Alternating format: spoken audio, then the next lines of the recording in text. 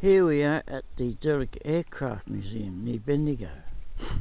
This is the latest acquisition, a Super Puma from the Evans Head Museum.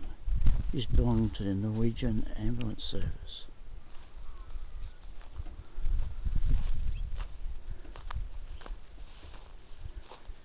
Here's that Super Puma used by Bristow out at Bass Strait in Victoria.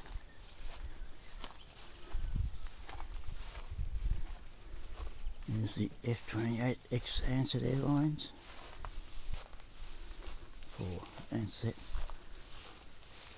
DC-3, seen better days. And over here we have the Kamarooka Vic, and this is a mongrel Mackie, bits and pieces of everything.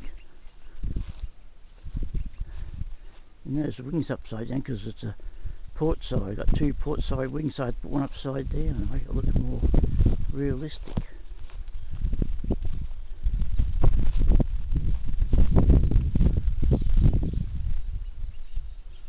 It's a good little museum. You've got to come up to Kamarooka and have a look.